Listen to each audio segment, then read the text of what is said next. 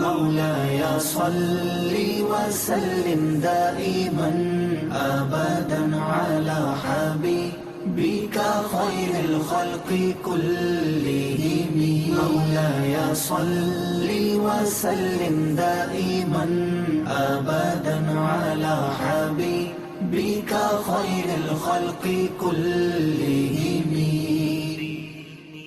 حسب ربي جل الله الله ما في قلبي غير الله الله والله نور محمد صلى الله الله والله لا إله إلا الله الله والله ان کی مہک نے دل کے گلچے کھلا دیے ہیں ان کی مہک نے دل کے گلچے کھلا دیے ہیں جس راہ چل گئے ہیں کوچے بسا دیے ہیں میرے آقا جس راہ چل گئے ہیں کوچے بسا دیے ہیں الحمدللہ رب العالمین والصلاة والسلام علی سید المرسلین اما بعد فاعوذ باللہ من الشیطان الرجیم بسم اللہ الرحمن الرحیم الصلاة والسلام علیک یا رسول اللہ وعلی آلک واصحابک یا حبیب اللہ الصلاة والسلام علیک یا نبی اللہ وعلی آلک واصحابک یا نور اللہ۔ پیارے پیارے اسلامی بھائیوں، منقول ہے کہ ایک شخص تھا، اس نے کسی کا قتل کر دیا۔ اب قتل کرنے کے بعد اسے احساس ہوا کہ یہ تو بہت بڑی غلطی ہو گئی ہے، بہت بڑا گناہ ہو گیا ہے۔ اور یاد رہے کہ قرآن کریم میں فرمایا گیا جس نے ایک جان کو قتل کیا گویا اس نے ساری انسانیت کو قتل کیا۔ یہ اتنا سخت گناہ ہے۔ اب وہ شخص جب یہ گناہ ہو گیا تو سوچنے لگا کہ اب کوئی توبہ کی صورت ہے، کیسے توبہ ہو سکتی ہے؟ تو ایک صحابی رسول حضرت عبداللہ ابن عباس رضی اللہ تعالیٰ عنہ کی خدمت میں حاضر ہوا اور عرض کی کہ حضور مجھ سے یہ غلطی ہو گئی ہے، اتنا بڑا گناہ ہو گیا ہے، کہ توبہ ہے؟ تو آپ نے فرمایا کیا تمہاری ماں زندہ ہے؟ کہتا ہے حضور ماں کی تو وفات ہو گئی ہے۔ تو فرمایا اچھا ایسا کرو، توبہ کرو اور جتنا ہو سکے اللہ کو راضی کرنے کی کوشش کرو۔ وہ بندہ تو چلا گیا، یقیناً اس زمانے میں ایسا کوئی معاملہ نہیں ہوگا، یا جو بھی اس کے اگلے کانسیکوینسز عدالتی نظام وغیرہ وہ یقیناً الگ معاملہ ہوگا، یہاں گناہ کی معافی کی بات ہو رہی ہے۔ تو حضرت عبداللہ ابن عباس سے ایک شخص نے کہا کہ حضور یہ بات تو آپ پہلے بھی کہہ سکتے تھے توبہ کرو، آپ نے یہ کیوں کہا کہ ماں زندہ ہے یا ماں موجود ہے؟ تو حضرت عبداللہ ابن عباس نے فرمایا کہ میری معلومات کے مطابق اللہ پاک کو راضی کرنے کا سب سے قریب ترین ذریعہ ماں کے ساتھ بھلائی کرنا ہے۔ یعنی اگر اس کی ماں زندہ ہوتی تو میں اسے کہتا ماں کی خدمت کر، اللہ تیرے سارے گناہ معاف کر دے گا۔ ایک بار اسی طرح ایک شخص نبی پاک علیہ السلام کی بارگاہ میں آیا، آ کر کہتا حضور میرے بڑے گناہ ہیں، بڑی خطائیں ہیں، میں بڑا گناہ گار، یا رسول اللہ کیا میری معافی ہو سکتی ہے، توبہ قبول ہو سکتی ہے؟ نبی پاک علیہ السلام نے فرمایا کہ تیری ماں زندہ ہے؟ کہا حضور ماں زندہ نہیں ہے۔ فرمایا تیری خالہ ہے؟ کہا جی حضور خالہ ہے۔ فرمایا جا خالہ کی خدمت کر، اللہ تیرے گناہ معاف کر دے گا۔ یعنی ماں کا مرتبہ تو اپنی جگہ، ماں باپ کے رشتہ دار بھی برکت والے ہو جاتے ہیں کیونکہ ان کا رشتہ ماں سے ہے نا۔ اب یہاں اگر بات سیکھنے کو کیا مل رہی ہے کہ گناہ کی معافی چاہیے، اللہ کی رضا چاہیے، جنت کا راستہ چاہیے، تو یہ ماں باپ کے قدموں سے ملتا ہے، یہ ماں باپ کی دعاؤں سے ملتا ہے، یہ ماں باپ کی رضا سے ملتا ہے۔ قرآن مجید فرقان حمید کا اگر مطالعہ کریں، اگر میں ایک سوال کروں آپ سب سے کہ قرآن پاک کی سب سے طویل سورت کون سی ہے؟ تو یقیناً آپ سب کہیں گے کہ سورہ بقرہ، ٹھیک ہے نا، سب سے بڑی سورت، ایک تو سب سے بڑی بھی ہے اور سورہ فاتحہ کے بعد سب سے پہلے وہی آ جاتی ہے۔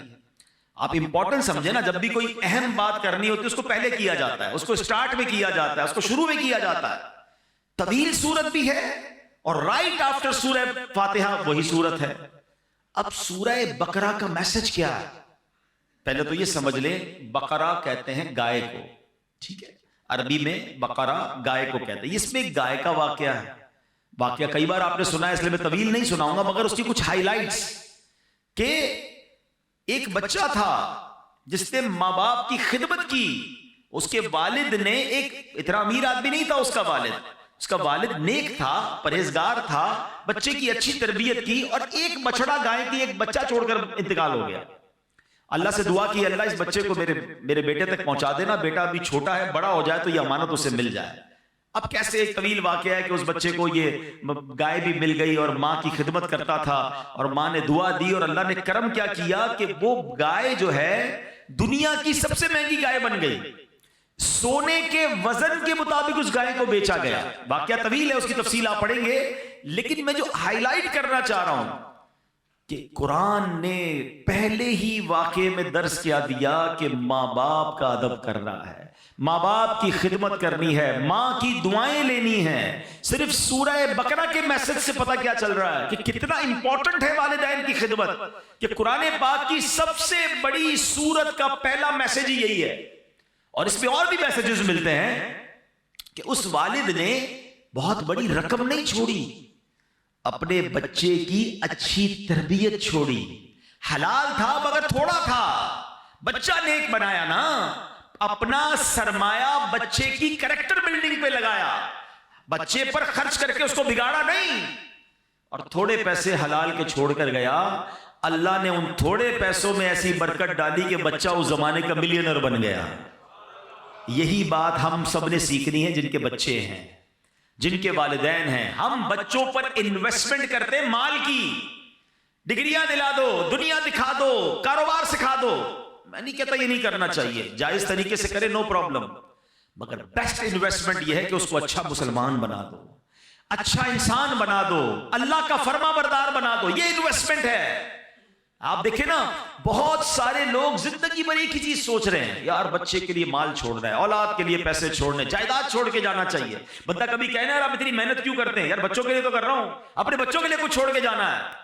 ارے اللہ کے بندوں، پہلے یہ چیک کرو حلال چھوڑ کے جانا ہے یا حرام چھوڑ کے جانا ہے؟ اچھا کروڑوں روپے چھوڑے، بچوں کو نیکی نہیں سکھائی، سخاوت نہ سکھائی، توکل نہ سکھایا، ماں باپ کا ادب نہ سکھایا، اللہ رسول کی محبت نہ سکھائی، آپ کے مرنے کے بعد وہ کروڑوں روپے شراب میں، جوئے میں، ہم نے دیکھا اربوں پتی باپ کا انتقال ہوا، اتنے سارے پیسے چھوڑ کر والد گیا مگر دین نہ سکھایا، وہ پیسے جوئے میں، شراب میں، بیکار باتوں میں لٹائے، بچہ پھر بینکرپٹ ہوا، گھر بھی بک گیا، مقروض ہو گیا۔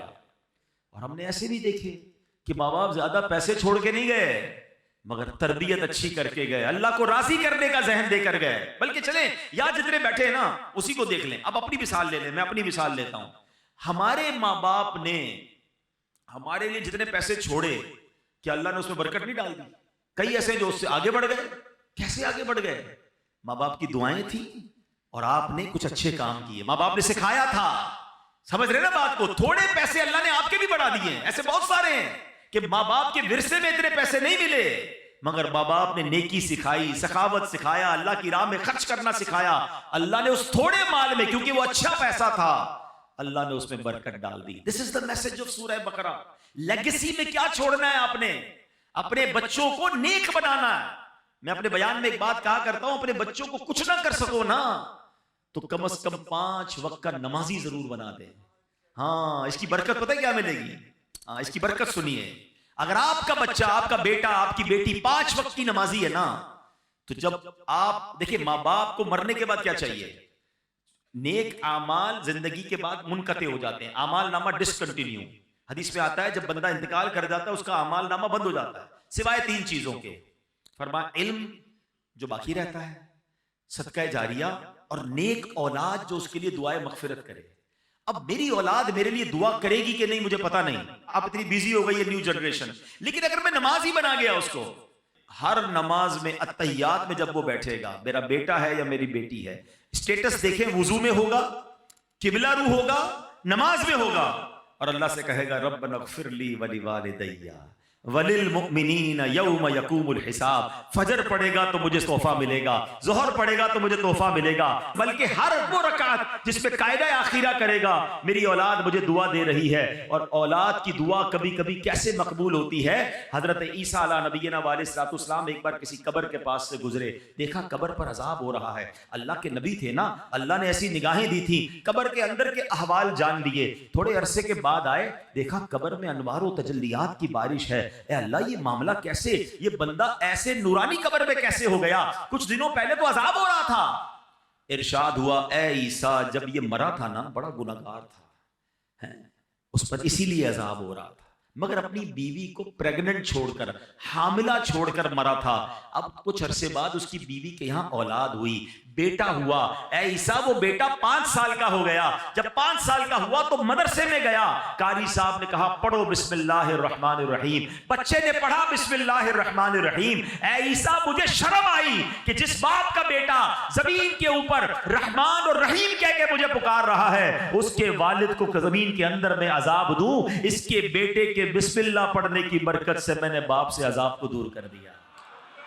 ہائے ہائے، مبارک ہو ان کو جن کے بچے حافظ ہیں، مبارک ہو ان کو ان کے جن کے بچے عالم ہیں، مبارک ہو ان کو جن کے بچے نمازی ہیں۔ ارے ایسی اولاد چھوڑ کے جانا ہے جو مرنے کے بعد ہمارے لیے صدقہ جاریہ کا باعث بنے۔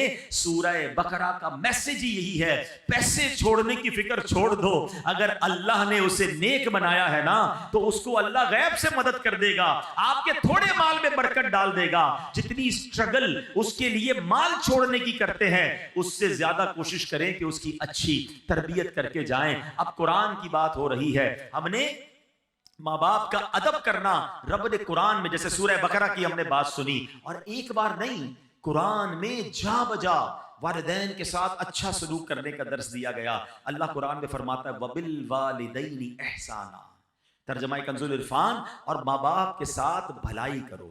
اچھا، قرآن پاک کا ایک بڑا خوبصورت اسلوب ہے، بہت پیارا اسٹائل ہے، کئی مقامات ایسے ہیں جہاں اللہ نے اپنی عبادت کا درس دیا، ساتھ ہی اس کے بالکل لگو لگ اللہ نے والدین کے ساتھ نیکی اور بھلائی کا حکم ارشاد فرمایا۔ ایک آیت میں فرمایا وَقَضَىٰ رَبُّكَ أَلَّا تَعْبُدُوا إِلَّا إِيَّاهُ وَبِالْوَالِدَيْنِ إِحْسَانًا، اور تمہارے رب نے حکم فرمایا کہ اس کے سوا کسی کی عبادت نہ کرو اور ماں باپ کے ساتھ اچھا سلوک کرو۔ 21ویں پارے میں فرمایا أَنِ اشْكُرْ لِي وَلِوَالِدَيْكَ، کہ میرا اور اپنے والدین کا شکر ادا کرو۔ ایسا کئی مقامات پر ہے، اللہ نے اپنی عبادت کا ذکر کیا، رائٹ آفٹر اللہ نے والدین کے ساتھ بھلائی کا، والدین کے ساتھ شکر کا، والدین کے ساتھ اچھا برتاؤ کرنے کا حکم دیا۔ اے میرے پیارے اسلام، اس کی وجہ کیا ہے؟ ریزن سمجھنا ہے نا کہ اللہ نے بالکل اس کے ساتھ کیوں بیان فرمایا۔ مفتی احمد یار خان نعیمی علیہ رحمت الرحمان اس کی 2 وجہ بیان فرماتے ہیں، کہتے ہیں پہلی تو یہ کہ ماں باپ فیض الہی کا پہلا واسطہ ہے، ہاں، یعنی بندے کو اللہ پاک کی جو بھی نعمتیں حاصل ہوتی ہیں نا وہ پیدائش کے بعد ملتی ہیں۔ یعنی میں پیدا ہوا تو پھر سب کچھ مجھے ملا نا، میں پیدا ہی نہ ہوتا، میرے ماں باپ نہ ہوتے تو میں پیدا ہی نہ ہوتا۔ آج میں دنیا میں ہوں کس کے سبب سے ہوں؟ ماں باپ کے سبب سے ہوں۔ اچھی صورت ہے، دولت ہے، عزت ہے، شہرت ہے، رزق ہے، نعمت ہے، سانس ہے، واٹ ایور، مجھے اللہ کی نعمتیں ملی جب میں دنیا میں آیا، تو ماں باپ واسطہ ہیں کہ ان کے ذریعے میں دنیا میں آیا، تو سبحان اللہ یہ ساری نعمتیں ملنے کا ایک واسطہ تو والدین اس طرح ہو گئے۔ دوسری بات مفتی صاحب فرماتے ہیں کہ ماں باپ کے جو ہم پر احسانات ہوتے ہیں نا، جو انعامات ہیں، ان انعامات اور احسانات میں ایک بڑی خوبصورت مشابہت اللہ پاک کے احسانات کے ساتھ ہے۔ اب وہ کیا ہے؟ اللہ پاک اپنے بندوں کو پالتا ہے، نعمتیں عطا فرماتا ہے، بارش برستی ہے، پھول کھلتے ہیں، سبزے اگتے ہیں، دانے لگتے ہیں، اناج بنتا ہے۔ یہ سارا نظام زندگی اللہ پاک نے بنایا کس کے لیے؟ اپنے بندوں کے لیے۔ کیا معاذ اللہ اس میں اللہ کی کوئی لالچ ہے؟ اللہ کو ہم سے کچھ چاہیے؟ بے لالچ عطائیں ہیں نا اس کی۔ اللہ نے قرآن میں فرمایا ما اريد منهم من رزق وما اريد ان يطعمون ان اللہ هو الرزاق ذو القوة المتین۔ ترجمہ کنز العرفان، میں ان سے کچھ رزق نہیں مانگتا اور نہ یہ چاہتا ہوں کہ وہ مجھے کھانا کھلائیں، بے شک اللہ ہی بڑا رزق دینے والا، قوت والا، قدرت والا ہے۔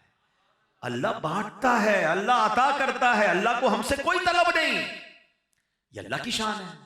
مگر اللہ نے ماں باپ کو کیسا بنایا ہے کہ ماں باپ بچے سے لالچ نہیں کرتے۔ ماں باپ کو کوئی لالچ نہیں ہوتی کہ اس کو کھلائیں پلائیں، اپنے پیٹ کاٹ کے اس کو بڑا کریں، اس کو سردی گرمی سے بچائیں، اس کو جناب دوائیں دلائیں۔ بعض اوقات بچے بڑے ہو کر کوئی ماں باپ کی خدمت نہیں کرتے۔ لوگ ہو سکتا ہے کسی کے ذہن میں خیال آئے کہ جناب آج کل تو ماں باپ بچے کو اس لیے پالتے بڑا ہو کے کما کے دے گا۔ ارے مجھے بتاؤ، اگر یہ بات ہے تو پھر معذور بچوں کو ماں باپ کیوں پالتے ہیں؟ ماں باپ کا پیار بے لالچ ہے۔ دنیا میں جو بے لوس پیار ہے، انکنڈیشنل لو اگر کوئی کرتا ہے تو وہ ماں باپ کرتے ہیں۔ میں نے بڑی پیاری بات پڑھی، دنیا میں ایک ہی بندہ ہے ہماری اور آپ کی زندگی میں، ایک ہی بندہ ایسا ہوتا ہے جو یہ چاہتا ہے کہ یہ مجھ سے بھی آگے بڑھ جائے، اور پتہ ہے کون ہوتا ہے؟ وہ ہمارا والد ہوتا ہے۔ والد ہمیشہ یہ چاہتا ہے کہ میں جہاں تک پہنچا ہوں نا، میرا بیٹا اس سے آگے پہنچ جائے۔ دنیا میں اور کون چاہتا ہے بھائی آگے بڑھ جائے؟ اتنا انکنڈیشنل پیار ماں باپ کرتے ہیں، اپنی تکلیفیں اپنی۔ اچھا پھر ماں باپ کو اللہ نے کیسا پیارا رشتہ ہمیں کیسا دیا، اگر ہم سمجھے نا۔ ہم جب پیدا ہوئے نا، آپ کے گھر میں بھی بچے پیدا ہوئے ہوں گے، اچھا میری باتیں ان کو جلدی سمجھ آئیں گی جو اب خود ماں باپ بن گئے۔ ہمیں بھی یہ اس وقت سمجھ نہیں آتی تھی، جب خود ماں باپ بنے تو زیادہ سمجھ آئی۔ بچہ پیدا ہوتے ہی سب سے زیادہ فریجائل ہوتا ہے بچہ، بالکل جس کو کہیں چھوئی موئی ہوتا ہے نا، کتنی بیماریاں اس پہ حملہ آور ہو رہی ہیں۔ اب اس بچے کو 2 خادم چاہیے 24/7، چھٹی نہیں ہے ان خادمین کی۔ جو اس کی باڈی ہے نا، اس کی ریکوائرمنٹ کیا ہے کہ اس کو 2 ایسے خادم چاہیے۔ ایک خادم وہ چاہیے جو اس کے ساتھ ہر وقت چپکا رہے، اس کی گندگی صاف کرے، اس کو کپڑے پہنائے، اس کی مالش کرے، اس کو تیل لگائے، اس کو کھانا کھلائے، دودھ پلائے، واٹ ایور اس کی نیڈ ہے، سونا جاگنا اسی کے ساتھ، تبھی وہ بچہ آہستہ آہستہ گرو کرے گا۔ اور دوسرا خادم اس کو وہ چاہیے کہ جو اپنا مال خرچ کرے، اپنے پیٹ، کیونکہ تمام چیزوں کے لیے پیسے چاہیے گے۔ اللہ نے دیکھے ماں باپ کے دل میں کیسی محبت ڈالی ہے کہ ماں بچے کے پیدا ہوتے اس کی خادمہ بن جاتی ہے۔ دنیا میں پیسوں سے ایسی خادمہ نہیں مل سکتی جیسی اللہ نے ماں جیسی، اس کے دل میں اتنی محبت ڈال دیتا ہے رب کہ وہ اب بچہ روئے تو یہ جاگتی ہے، وہ تڑپے تو یہ تڑپتی ہے۔ ارے اس کے رونے میں اسے پتہ چل جاتا ہے کہ پیٹ میں درد ہو رہا ہے یا کان میں درد ہو رہا ہے۔ اور والد کیسا بے لوس خرچ کرتا ہے کہ آدھی رات کو ہاسپٹل لے جانا ہے، آدھی رات کو ماں کہتی بچے کے لیے دودھ لے کر آؤ، فلاں دوائی لے کر آؤ، وہ سارے کام چھوڑے گا، اپنے دودھ پیتے بچے کے لیے یہ سب چیزیں کرتا ہے۔ سوچیں یہ دل میں ڈالا کس نے؟ یہ اللہ نے میری اور آپ کی پرورش کا انتظام کیا ہے۔ یہ ماں باپ کے احسان ہیں ہم پر جو انہوں نے ہمارے ساتھ بچپن سے اب تک کیے۔ اور جب ہی رب فرماتا ہے شکر ادا کرو میرا اور شکر ادا کرو اپنے والدین کا۔ اے میرے پیارے اسلامی بھائیوں، نبی پاک علیہ الصلوۃ والسلام کی بارگاہ میں عرض کی گئی، یا رسول اللہ سب سے فضیلت والا عمل کون سا ہے؟ یہ بہت سارے اسلام میں بیٹھے ہیں اور ماشاءاللہ نیک نمازی ہیں، نیکی کرنے کا جذبہ بھی ہوتا ہے، ہم بھی چاہتے ہیں کہ فضیلت والا عمل بتا دیں۔ ایک صحابی رسول نے سوال کیا، یا رسول اللہ سب سے زیادہ فضیلت والا عمل کون سا ہے؟ فرمایا الصلاۃ علی وقتہا، یعنی نماز کو اس کے وقت پر ادا کرنا۔ پھر پوچھا یا رسول اللہ اس کے بعد دوسرا سیکنڈ پسندیدہ عمل؟ فرمایا ثم بر الوالدین، اس کے بعد والدین کے ساتھ بھلائی کرنا سب سے پسندیدہ ہے۔ یہ اتنی بڑی نیکی ہے، یہ پسندیدہ عمل پہ بھی ٹاپ لسٹ پر ہے۔ تو اے میرے پیارے اسلامی بھائیوں، ہمیں اپنے ماں باپ کے ساتھ اچھا برتاؤ کرنا ہے۔ اچھا بعض اوقات آج کے زمانے میں فاسٹ لائف ہو گئی، یہ نہیں پتا چلتا کہ میں کیا کر لوں تاکہ مجھے یہ اطمینان ہو جائے کہ میں والدین کا فرما بردار ہوں، میرے پر والدین کے حقوق کیا ہیں، مجھے کوئی لسٹ بتا دیں، مجھے کوئی چیک لسٹ دے دیں تاکہ میں چیک کر لوں کہ میں یہ کام کر رہا ہوں کہ نہیں۔ اپنے طور پہ میں سمجھ رہا ہوں میں بڑی خدمت کر رہا ہوں، میں ماں باپ میرے مجھ سے سیٹسفائی ہیں، کہیں ایسا نہ ہو کہ میں گناہ گار ہوں۔ تو آج میں کچھ والدین کے حقوق بیان کرتا ہوں جو علماء کرام نے بیان کیے۔ اب ذرا غور کیجئے والدین کے ساتھ نیک سلوک کرنا کیسے ہے۔ سب سے پہلے تو یہ بات ذہن میں بٹھا لیں کہ والدین کے حقوق کی گنتی بھی نہیں ہو سکتی، اتنے حقوق ہیں۔ اعلیٰ حضرت امام اہل سنت کی خدمت میں سوال ہوا کہ ماں باپ کے حقوق کتنے ہیں؟ سیدی اعلیٰ حضرت امام اہل سنت نے کمال کا جواب دیا، فرمایا والدین کے اتنے حقوق ہیں کہ پورے کرنا ناممکن ہے، یہاں تک کہ اگر والدین وفات پا جائیں اور بیٹا انہیں دوبارہ زندہ کرنے کی طاقت رکھتا ہو تو دوبارہ زندہ کرے، یہ بھی ان کے حقوق میں شامل ہے۔ تو یہ تو کر ہی نہیں سکتے ہم تو ان سے پیدا ہوئے ہیں نا، ہم ان کی وفات کے بعد ان کو پیدا نہیں کر سکتے، زندہ نہیں کر سکتے۔ حقوق کا عالم یہ ہے مگر اب علماء کرام فرماتے کہ لسٹ بھی بہت بڑی، کاؤنٹ بھی نہیں ہو سکتی، مگر چند باتیں اگر کوئی ان پر عمل کر لینا تو یہ والدین کے ساتھ بھلائی کرنے والا کہلائے گا۔ اب غور سے یہ چیک لسٹ، جتنے نوجوان خوش نصیب ہیں یقین کرے جن کے ماں باپ آپ کے پاس ہیں، پوچھئے ان سے جن کی ماں چلی گئی، پوچھئے ان سے جن کے والد چلے گئے۔ ہم ہر سال یہاں جب جمع ہوتے ہیں تو والدین کی یاد یقیناً اور تازہ ہو جاتی ہے۔ ماں باپ کے بغیر زندگی بہت بے رنگ ہو جاتی ہے، دکھ میں، سکھ میں، خوشی میں، غم میں، ہر وقت ماں باپ یاد آتے ہیں۔ اور اگر آپ کے پاس ہیں تو آپ بہت لکی ہیں۔ آؤ میرے بچوں، آؤ میرے نوجوانوں، سن لو کہ شریعت کیا سکھا رہی ہے کہ ماں باپ کے حقوق کیا ہیں۔ پہلا حق، شریعت کے دائرے میں رہتے ہوئے والدین کی ہر بات ماننا، یہ پہلا حق ہے۔ یعنی والدین کی ہر بات ماننی ہے، جو وہ کہہ دیں فوراً لبیک کہتے ہوئے ان کے حکم پر عمل کر گزرنا ہے۔ ایسے بہت سارے کام ہیں کہ جو عام حالات میں جائز کی حد تک ہیں، والدین کا حکم ہو جائے تو اب یہ واجب ہو جائیں گے۔ مثلا کھانا کھانا جائز ہے، لیکن اگر ماں باپ حکم فرما دے کہ کھاؤ، کھانا پڑے گا، تو اب یہ لازم ہو جائے گا، یہ واجب ہو جائے گا۔ اللہ اکبر، نہیں کھائے گا تو گناہگار ہوگا۔ حلال کام تھا، جائز تھا، ماں باپ کا حکم آ گیا، اب نہیں ٹال سکتا۔ باہر شریعت میں ہے کہ بیٹا پردیس میں ہے، ابراڈ ہے، والدین اسے بلاتے ہیں تو آنا ہوگا۔ فون کر کے خط لکھنا کافی نہیں، یوں ہی والدین کو اس کی خدمت کی حاجت ہے تو آئے بھی اور آ کر خدمت بھی کرے۔ یہ ہے ماں باپ کے حقوق۔ اب یہاں بعض اوقات کیا ہوتا ہے کہ ماں باپ علم دین سے دور ہوتے ہیں تو ماں باپ شریعت کے خلاف حکم دیتے ہیں۔ اب یہاں ماں باپ کی نہیں مانی جائے گی، ہر جائز کام میں تو بات مانی جائے گی۔ معاذ اللہ ماں باپ کہتے ہیں نماز نہ پڑھو، داڑھی مڑوا دو، تو اب ماں باپ کی نہیں مانی جائے گی۔ اللہ کی اطاعت میں مخلوق کی جو ہے بات نہیں مانی جائے گی کہ مخلوق کو راضی کرنے کے چکر میں رب کو ناراض کر دیں۔ اللہ قرآن میں فرماتے ہیں فَلَا تُطِعْهُمَا، تو ان کا کہنا نہ مان۔ یعنی ماں باپ جب اللہ رسول کی نافرمانی کا حکم دے ان کی پیروی نہ کر۔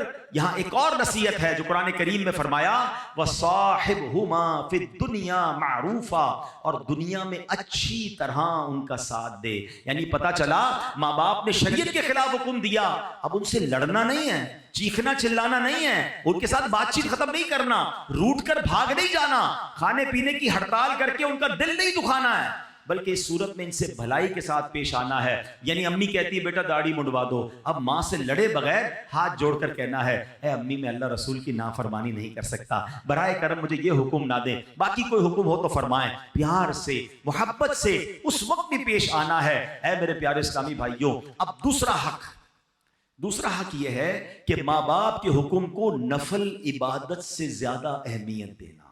یہ بڑی اہم بات ہے۔ کچھ لوگ ہم نفلی کاموں میں لگے رہتے ہیں اور ماں باپ ناراض ہیں، ماں باپ دکھی ہیں۔ یاد رکھو یہ عمل ٹھیک نہیں ہے۔ مثلا دل کر رہا ہے کہ نفلی روزہ رکھنا ہے، ماں باپ منع کر دیں تو اب نفلی روزہ نہیں رکھیں گے۔ دل چاہ رہا ہے کہ نوافل پڑھوں اور امی نے کہا کہ نہیں بیٹا بازار جانا ہے، میرے ساتھ چلو، سودا لے کر آؤ، تو اب نفل بعد میں پڑھیں گے، پہلے ان کا حکم ماننا ہے۔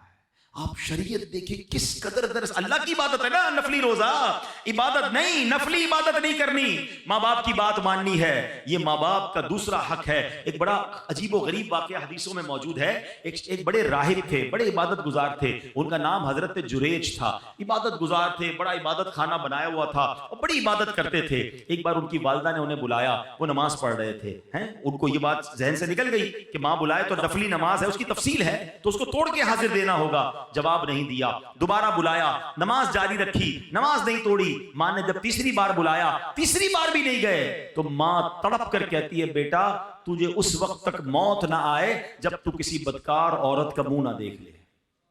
اب یہ دل سے بددعا نکل گئی۔ اب کیا ہوا؟ کچھ عرصے بعد اس علاقے میں ایک عورت نے ایک چرواہے کے ساتھ بدکاری کی، بچہ پیدا ہوا، لوگوں نے پکڑا تو کہتی یہ بچہ تو جریج کا ہے۔ سارے لوگ جریج کے پاس پہنچے، ان کی عبادت گاہ کو توڑ دیا، بڑی ذلت ہوئی، کافی لوگ جمع ہو گئے کہ تم نے ایسا کیا۔ اب اللہ والے تو تھے، عبادت گزار تو تھا وہ بندہ۔ اس نے کہا اس بچے سے پوچھو، اے بچے تو بتا تیرا باپ کون ہے۔ اللہ نے اس بچے کو قوت گویائی دی۔ اس بچے نے کہا کہ میرا والد جریج نہیں بلکہ چرواہا ہے۔ ان کی جان تو چھوٹ گئی، مگر یہ سارا تماشا ہوا، اس کے پیچھے علماء کہتے ہیں وجہ وہی ہے کہ ماں کا دل دکھایا تھا، ماں نے بددعا دی تھی نا۔ اچھا یہاں ماں باپ کے لیے بھی ایک درس لے لیجئے، اگر ماں باپ مجھے سن رہے ہیں، کبھی کبھی غصے میں آ کر بچوں کو بددعا نہ دیا کریں۔ ہاں ماں کی دعا بھی لگتی ہے، اس کی بددعا بھی لگتی ہے۔ غصے میں آ کر کہہ تو دیتے ہیں، بعد میں پریشان آپ نہیں ہونا ہے. آپ کے بچے کے ساتھ کچھ برا ہو گیا تو آپ چاہتے تو نہیں تھے، غصے میں کہا ہے تجھے کیڑے پڑے، تو برباد ہو جائے، ہے تیری ٹانگ ٹوٹ جائے، تیری زبان کھنچ جائے. نہیں، کیا پتہ قبولیت کا وقت ہو، آپ ہی کا بچہ ہے، تو زبان پہ لگام ہونی چاہیے. بعض اوقات اول فال بکتے رہتے ہیں، ارے آپ ہی کی اولاد ہے، بعد میں آپ ہی نے رونا ہے کچھ ہو گیا تو. بد دعا نہ دیں. اور بچوں کے لیے درس کیا ہے کہ ماں باپ کا کبھی دل نہ دکھائیں، ان سے صرف دعائیں لیں. خدا کی قسم اس بندے کو کامیابی سے کوئی نہیں روک سکتا جس کے ساتھ ماں باپ کی دعائیں ہیں، وہ ترقی کرے گا. اور جس سے ماں باپ ناراض ہے نا، اس کو برباد ہونے سے بھی کوئی نہیں روک سکتا. یہ ہمیشہ یاد رکھیں، اپنے ماں باپ کی دعائیں لینی ہیں. ہاں، اب یہ نفل نماز توڑنے کا جو مسئلہ ہے، یہ بڑی لمبی چوڑی تفصیل ہے، یہ آپ دارالفتہ سے مزید معلومات کر لیجئے گا. اب مسئلہ کیا ہے کہ والدین اگر کسی مصیبت میں ہیں، معاذ اللہ سیڑھی سے گر گئے ہیں، ایمرجنسی کی کیفیت ہے، تو اب تو چاہے فرض نماز پڑھ رہا ہو، وہاں سے پتہ چلا کہ ماں گر گئی ہے، ہاسپٹل لے جانا ہے یا کوئی ایمرجنسی ہے، تو فرض نماز بھی توڑ کر ماں کی خدمت کرنی ہوگی. ہاں، ایسی ایمرجنسی نہیں ہے تو اب ماں کی پکار پر فرض نماز نہیں توڑ سکتے. ہاں، نفل نماز پڑھ رہے ہیں اور امی ابو کو معلوم بھی نہیں کہ بیٹا نفل پڑھ رہا ہے، ایسی حالت میں وہ آواز دیں تو نفل نماز توڑ کر ان کی خدمت میں حاضر ہو جانا ہے. اور اس کی مزید ایک تفصیل بھی ہے، لیکن بتانا یہ چاہ رہا ہوں کہ سوچیں ماں باپ کا لیول کیا ہے، ہم پر ذمہ داری کتنی بڑی ہے کہ ہم ان کی اطاعت کریں. اے میرے پیارے اسلامی، تیسرا ماں باپ کا حق کیا ہے کہ ان پر خرچ کریں، ان کے کھانے پینے کا بہترین انتظام کریں، جوتے کپڑے وغیرہ خرید کر دیں، حسب استطاعت پھل وغیرہ پیش کرنا، بیمار ہو تو اچھے ڈاکٹر سے چیک اپ کروانا، دوائیں وغیرہ مہیا کرنا، غرض جتنا ہو سکے اپنا مال ماں باپ پر خرچ کرنا ان کے حقوق میں شامل ہیں. روایات میں ہے ایک شخص اپنے والد کو خرچ پیش نہیں کرتا تھا، نبی پاک علیہ السلام کی بارگاہ میں آیا، فریاد کی، التجا کی. سرکار دو عالم علیہ السلام نے جب اس کی باتیں سنی، آقا علیہ السلام کی آنکھوں میں آنسو تھے، جلال مبارک میں آ گئے اور اس شخص سے فرمایا، انتا و مالک لی ابیکا، تم خود اور تمہارا سارا مال تمہارے والد ہی کا ہے. یعنی بیٹا تو بیٹے کا سب کچھ والد کا ہے. اور بدقسمتی کیا ہے کہ آج بیٹا باپ سے کہتا ہے یہ میرا ہے، یہ میں نے کمایا ہے، ابو آپ کا تھوڑی ہے، آپ تو اتنا دیا تھا، آپ کا اپنا کاروبار، میرا اپنا، میں نے محنت کی. ہائے ہائے، یہ بیٹا سوچتا کیوں نہیں کہ اگر بچپن میں باپ کہہ دیتا نا بیٹا یہ میرا ہے یہ تیرا نہیں، تو میں تو بے لباس ہی رہ جاتا، مجھے تو کپڑے بھی میرے والد نے پہنائے تھے، اسی کے پیسے سے پہنے تھے نا. ایک اور بات یاد رکھنا، ہم ماں کا بڑا ریگارڈ کرتے ہیں، واقعی ماں ہی ہوتی ہے، ماں کا نعم البدل نہیں. مگر ایک بات ہمیشہ یاد رکھیں کہ ماں نے جو بھی بھلائی میرے اور آپ کے ساتھ کی ہے، اس کے پیچھے کھڑا میرا والد ہی تھا، آپ کا والد تھا. اس والد نے تو پیسے دیے جو ماں نے سب چیزیں دلائی. ہمیں لگتا ہے امی جان دلا رہی، یقیناً ماں نے دلوائے، مگر والد کی اس قربانی کو بھولنا نہیں ہے. والد نے کبھی احساس نہیں ہونے دیا کہ بیٹا یہ میرا ہے. سوچے نا بچپن کے اپنے واقعات، کبھی ہم روئے ہوں گے اچھے کپڑوں کے لیے، کبھی ضد کی ہوگی نئے جوتوں کے لیے، کبھی کہا ہوگا ابو یہ والی ہوٹل میں کھانا ہے، کبھی کہا ہوگا یہ والا کھلونا چاہیے، ابو دوست گھومنے جا رہے ہیں میں نے بھی جانا ہے. والد نے ہماری کتنی فرمائشیں پوری کی. کبھی سوچا کہ اس وقت والد کو کیا ضرورت تھی؟ ہو سکتا ہے والد نے اپنے لیے کچھ خریدنا ہو سکتا ہے والد کا کچھ اور پلان ہو، والد نے وہ سارے پلان کینسل کیے ہوں گے، ہمیں کپڑے دلائے، ہمیں جوتے دلائے، اچھے اسکول میں پڑھایا. ارے جس نے انگلی پکڑ کر چلنا سکھایا، آج اس بوڑھے والد کو بچہ کہتا ہے یہ میرا ہے، آپ کا نہیں ہے. ارے اس کا دکھ تو سوچو کیا ہوتا ہوگا. کیا اس کو بچپن کی وہ باتیں یاد نہیں آتی ہوگی کہ جب یہ بول نہیں سکتا تھا، جب یہ کھا نہیں سکتا تھا، میں اس کا انتظام کرتا رہا اور آج یہ مجھے کہہ رہا ہے. نہ کرنا، کبھی بھی یہ مت کہنا خدا کی قسم جو کچھ میرا ہے وہ سب میرے ماں باپ کا ہے. عزت ہے، شہرت ہے، دولت ہے، واٹ ایور آئی ہیو. اور میں سچ بتاؤں کسی دن کہہ دو گے نا بوڑھے باپ کو یہ میرا جو کچھ ہے آپ کا، وہ آپ سے لے نہیں لے گا. باپ کیا کرے گا لے کر، ماں کیا کرے گی لے کر، لیکن جتنے دن وہ آپ کے پاس ہیں ان کو آنر تو دیں، ان کو عزت تو دیں، ان کو یہ احساس تو دلائیں. کبھی تو کہو کہ ابو آج میں جو کچھ ہوں وہ آپ کی وجہ سے ہوں. اے میری ماں آج جو کچھ میرے پاس ہے وہ سب تمہاری دعاؤں کی وجہ. کبھی کہے تو صحیح انہیں. ماں کو گن گن کے پیسے دیتے ہیں، اور کیوں مانگتی ہے ماں؟ بار بار کیوں مانگ رہی ہے؟ کیا ہو گیا؟ خرچہ کیوں کر رہی ہے؟ ماں سے حساب لوگے یار. میں آپ کو صحیح بتاؤں، خدا کی قسم اس اولاد کے بھاگ جاگتے ہیں جس کو ماں باپ پر خرچ کرنے کا موقع ملتا ہے. ارے تمہارے پیسوں کے نصیب جاگ گئے ہیں کہ تم اپنے ماں باپ پر خرچ کر رہے ہو. کئی ماں باپ تو ایسے جنہوں نے موقع ہی نہیں دیا یار. ہمیں خرچ کرنے کا موقع ہی نہیں دیا. خود ہی خرچ کرتے رہے, خود ہی کھلاتے رہے, خود ہی خدمت کرتے رہے. میں اگر اپنی ماں کی بات کروں, میں تو نہیں تھا اس وقت, بغداد میں تھا, اگر بتاتے اس رات بھی ماں نے اپنے ہاتھ سے کھانا بنایا تھا جس رات میری والدہ کا وصال ہوا. انہوں نے موقع ہی نہیں دیا ہمیں کچھ کرنے کا, خدمت کرتے کرتے چلی گئی. والد نے موقع نہیں دیا. ارے اگر آج موقع ملا ہے نا آپ کو خرچ کرنے کا, کہ آپ کے پیسے سے دوائی آ رہی ہے, آپ کے پیسے سے ہاسپٹل کا بل ہو رہا ہے, آپ امی ابو کو مدینے لے جا رہے ہیں, آپ امی ابو کو کھانا کھلا رہے ہیں, لکی ہو یار. بتاؤ اس سے اچھا خرچ کون سا ہے میرے پیسے کا کہ میرے ماں باپ پر خرچ ہو جائے. حساب تو کرو کتنا بڑا قرضہ ہے اب پر, بچپن سے لے کر اگر کوئی 30 سال 25 سال 40 سال کا بیٹھا, حساب تو کرو کتنے ہزاروں, کتنے لاکھوں, کتنے کروڑوں انویسٹمنٹ کی انہوں نے ہم پر. اور آج تھوڑے پیسے کے لیے میرا منہ بن جاتا ہے. نہیں میرے پیارے اسلامی بھائی, ان کو آنر دیں, ان کو عزت دیں, ان کو گھر کا بڑا فیل کروائیں. وہ کہتے نا جن ماں باپ نے ساری زندگی تمہیں شہزادوں کی طرح رکھا, آج ان ماں باپ کو آخری عمر میں بادشاہ کا درجہ تو دے دو, ہے کہ آپ ہمارے سب کے بڑے ہیں. نہیں, بیٹے کے آگے باپ غلام بنا ہوا ہے. کتابوں میں یہ الفاظ موجود ہیں کہ بیٹا باپ کے آگے حق ہے والد کا, کہ بیٹا ابو کے سامنے ایسے رہے جیسے خادم رہتا ہے. غلام, غلام کیسے رہتا ہے؟ ریڈی, ایور ریڈی, حکم ملے کام کر دو, حکم ملے آرڈر. مگر آج حال یہ ہے کہ باپ غلام بنا ہوا ہے. بیٹا میرا کام کر دے, ابو ٹائم نہیں ہے, بیٹا میرے لیے دوائی لیا, بیٹا ابو میرے پاس وقت نہیں ہے, بیٹا میرے پاس بیٹھ, ابو آپ پرانی باتیں کرتے ہو, میں دوستوں میں بیٹھوں گا. اللہ اکبر, باپ گھوم رہا ہے بیٹے کے آگے. حدیث سب کو یاد ہے, کئی بار سنی ہے. کیا حدیث ہے؟ کہ کوئی بچہ اپنے ماں باپ کو محبت کی نگاہ سے دیکھے اسے حج مقبول کا ثواب ملتا ہے. دیکھیے نا, سنیے نا حدیث. اور آقا علیہ السلام سے پوچھا گیا وَإِن نَظَرَ كُلَّ يَوْمٍ مِئَةَ مَرَّةٍ, حضور کوئی 100 بار دیکھے, اللہ کے نبی نے فرمایا کوئی 100 بار دیکھے اللہ 100 حج کا ثواب عطا فرماتا. سنو سنو, ابھی یہاں اس سے آگے کی بات سنو. اس حدیث کو یہیں تک سنا ہے ہم نے.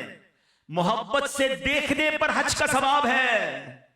بتاؤ نا خرچ کرنے کا ثواب کتنا ہوگا, پیر دبانے کا ثواب کتنا ہوگا, دوائی دلانے کا ثواب کتنا ہوگا, ہاتھ پکڑ کے چلانے کا ثواب کتنا. ارے قسم سے اگر تمہیں یہ موقع ملا ہے نا کہ والد کا ہاتھ پکڑ کے چلانا پڑ رہا ہے تو اللہ کا شکر ادا کرو کہ اللہ یہ وہی والد ہے جس نے مجھے انگلی پکڑ کر چلانا سکھایا تھا. تیری مہربانی آج مجھے کچھ کرنے کا موقع, ویل چیئر اگر آپ کو چلانے کا موقع مل گیا, لاٹری لگ گئی ہے آپ کی, انجوائے کرو اسے. اس کو بوجھ سمجھتے ہیں. بھائی کہتا ہے بہن کو تو لے جا امی کو, بہن کہتی بہنی رکھتی تم لے جاؤ. ارے بھائی بہن دور کر رہے ہیں. 2 ماں باپ نے 10 بچے پال لیے, 10 بچوں سے 2 ماں باپ نہیں سنبھلے جا رہے, ذمہ داری اٹھانے کے لیے کوئی تیار نہیں ہے. میں اولڈ ہاؤس گیا تھا کراچی کے ایک علاقے میں, اور میں وہاں جب گیا تو بہت ساری باتیں ہوئی, بہت سارے بزرگوں سے ملا, بڑا پیار دیا انہوں نے مجھے. میں نے کچھ سٹوریز سنی کہ کیسے آتے ہیں, تو کچھ کہتے ہیں کہ بیچارے جینین کیس بھی ہوتے ہیں, بیوی کا انتقال ہو گیا, اکیلا دنیا میں ہے, بچے ہی کوئی نہیں, تو وہ آ جاتے ہیں اولڈ ہاؤس میں. کچھ ایسے جنہوں نے شادی نہیں کی وہ آ جاتے ہیں, اور کچھ ایسے ہیں کہ جن کے بچے رکھنا نہیں چاہتے ہیں. بچے کہتے ہیں ہم نہیں سنبھال سکتے, اپنے والد کو آپ لے لیجئے, وہ اولڈ ہاؤس میں آتے ہیں. مگر ایک بات مجھے کل سیکھنے کو ملی جو ادھر لگ گئی. میں نے اولڈ ہاؤس کے جو محتمم تھے نا, جو ان کے ہیڈ تھے, میں نے ان سے پوچھا یار یہ بتاؤ کچھ کوئی لوگ ملنے بھی آتے ہیں؟ کہتا حبیب بھائی میں نے اکثر دیکھا ہے بیٹیاں ملنے آتی ہیں, بیٹے نہیں آتے. میں نے کہا کیوں؟ کہتے بیٹیاں بیچاری شادیاں ہو گئی ہیں, سسرال میں اپنے والد کو رکھ تو نہیں سکتی ہیں, مگر باپ کی یاد ان کو آتی ہے. تو مجھے کل احساس ہوا کہ یار واقعی بیٹی جو ہے نا وہ باپ کے ساتھ آخر تک چلتی ہے, وہ باپ سے اب بہت محبت کرتی ہے. اور لوگ بیٹی کو برا بھلا کہتے ہیں, بیٹی پیدا ہو جائے تو اپنی بیوی سے لڑتے ہیں, یہ بیٹی پیدا ہو گئی, منہ بن جاتا ہے. ارے اللہ کے بندوں, سرکار دو عالم علیہ السلام کی وہ حدیث تو یاد کرو کہ نبی پاک فرماتے بیٹیوں کو برا مت کہو, بے شک میں بھی بیٹیوں والا ہوں. مبارک ہونے جن کے پاس بیٹیاں ہیں. بیٹیاں تو باپ کے دل کے قریب ہوتی ہیں. اولڈ ہاؤس والے کہتے ہیں بچیاں آتی ہیں ہفتے میں ایک بار, اپنے بچے بھی لے کر آتی ہیں اور کہتی یہ تمہارے نانا ہیں, یہ ہمارے ابو ہیں, آؤ ان سے ملتے ہیں. مجبور ہیں اپنے گھر لے جا نہیں سکتی, مگر بیٹوں کے پاس ٹائم نہیں ہے. وہ کیسی اولاد ہے ذرا سوچے نا, جو بڑھاپے میں ماں باپ کو دکھ دے رہی ہے. یقین کرے اس سے بڑی بربادی کوئی نہیں ہے. ارے ماں باپ کی خدمت کر لو, جنت, اور جنت بھی کہاں ملے گی. کتنی بار واقعہ سنا ہے کہ حضرت موسیٰ علیہ نبینا علیہ السلام نے اللہ سے پوچھا, مولا مجھے جنت میں اپنا پڑوسی دکھا. حضرت موسیٰ کون ہے؟ کلیم اللہ, جن کا سب سے زیادہ قرآن میں ذکر ہے. وہ اللہ کے نبی کہہ رہے مولا مجھے اپنا پڑوسی دیکھنا ہے, جنت میں کون ہے؟ کیا بتایا گیا کہ بہت بڑے عالم, بہت بڑے مفتی, بہت بڑے راہب تمہارے پڑوسی ہیں؟ کہا موسیٰ فلاں محلے میں جا, ادھر ایک کسائی ہے, قصاب ہے, وہ تیرا پڑوسی ہے.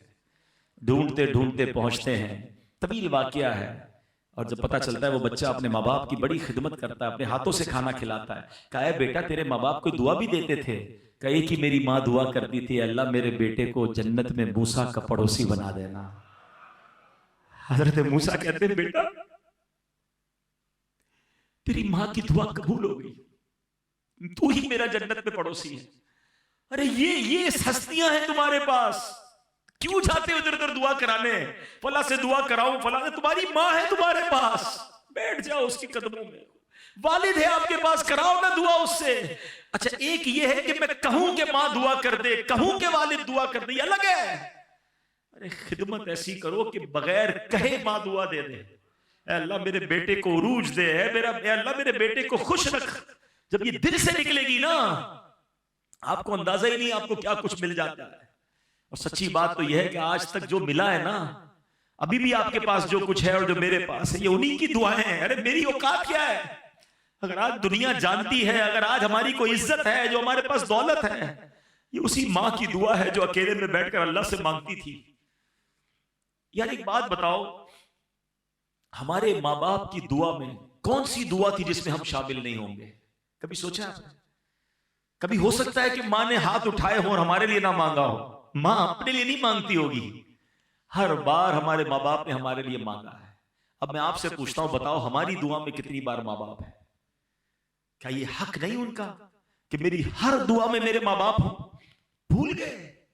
ہاں لوگ بھول گئے اپنے ماں باپ کو, اپنے لیے مانگتے, اپنے ماں باپ کے لیے نہیں مانگتے.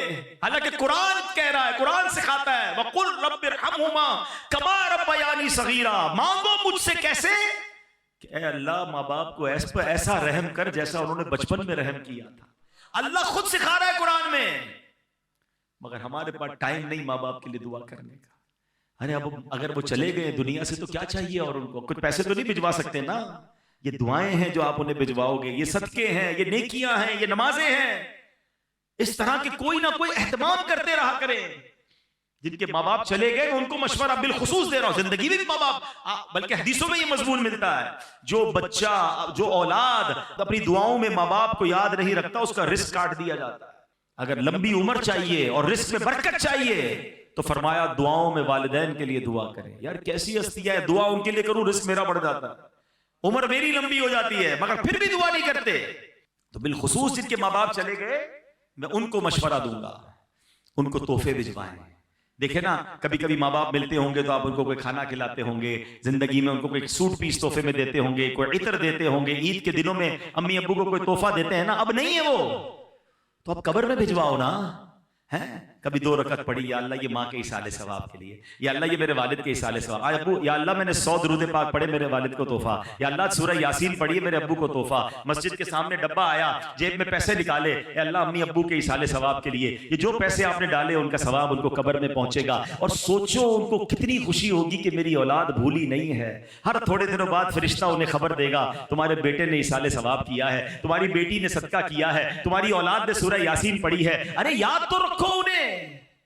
اور میں آپ کو ایک اور بات بتا دوں, جو مرنے کے بعد اپنے ماں باپ کو یاد رکھتا ہے نا, اس کے مرنے کے بعد اس کی اولاد بھی اسے یاد رکھے گی.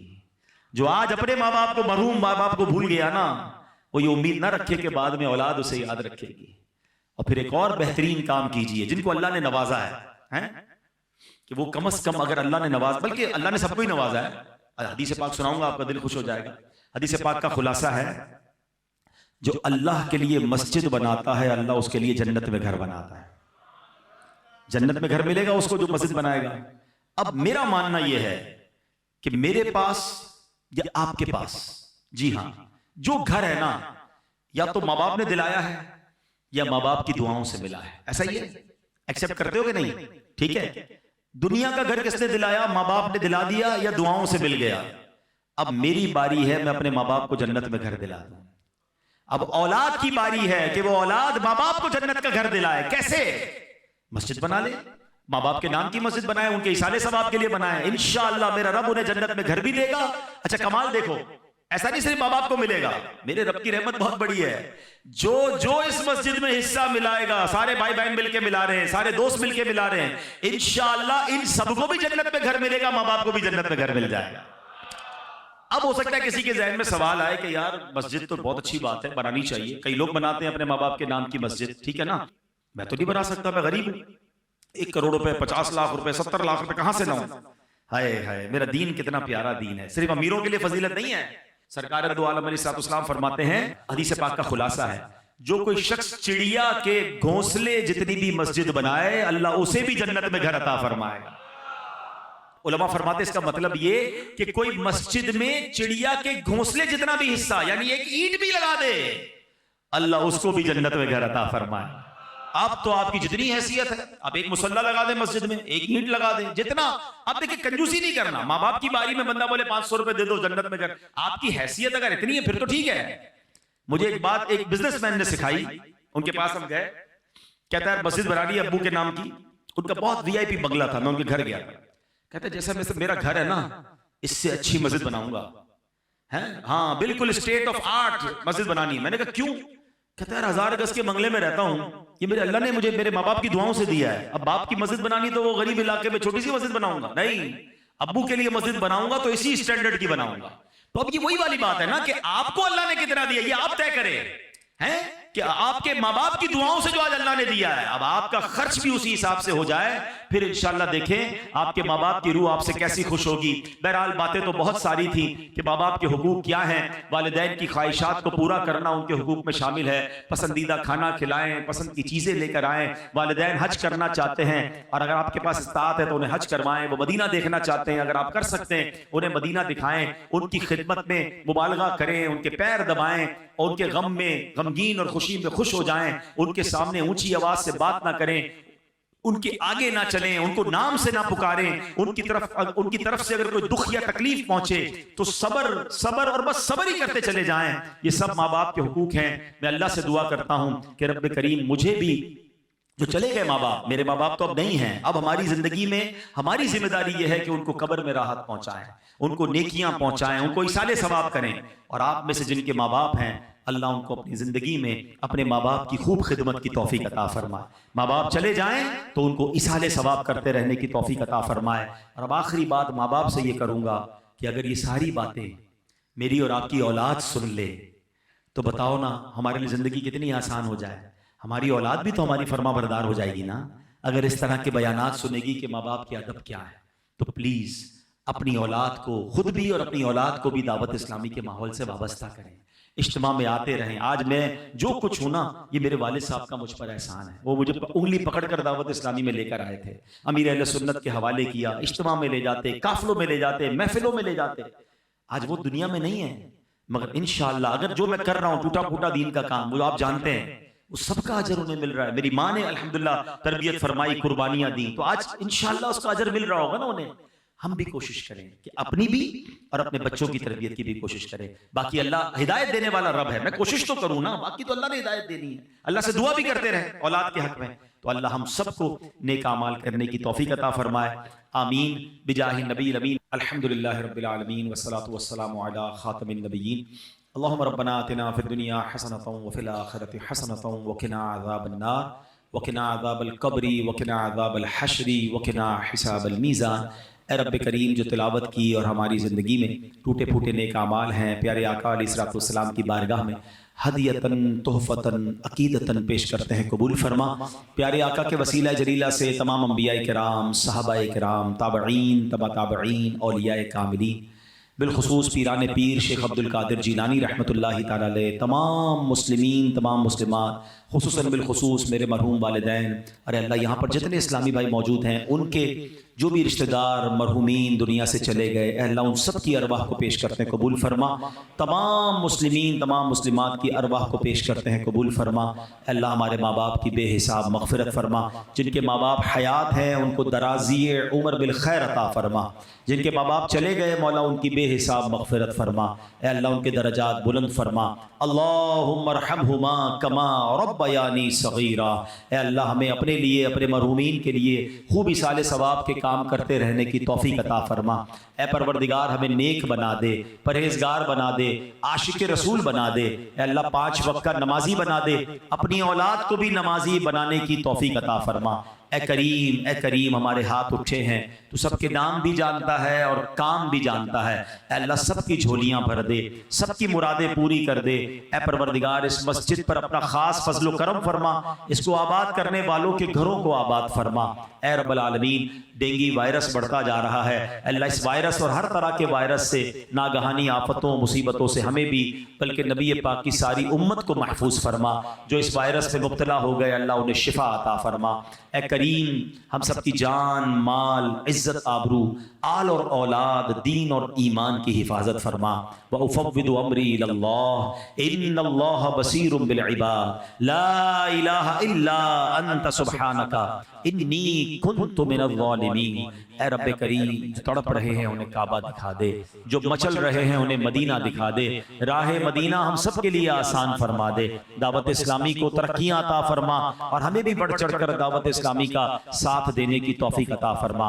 ربنا تقبل منا انك انت السميع العليم وتب علينا يا مولانا انك انت التواب الرحيم ببركة ان الله وملائكته يصلون على النبي يا ايها الذين امنوا صلوا عليه وسلموا تسليما صلى الله على النبي الامي واله صلى الله عليه وسلم صلاة وسلاما عليك یا سیدی یا رسول اللہ۔ جب دمیں واپسی ہو یا اللہ، سامنے ہو روضہ رسول اللہ، اور لب پہ ہو لا الہ الا اللہ محمد رسول اللہ۔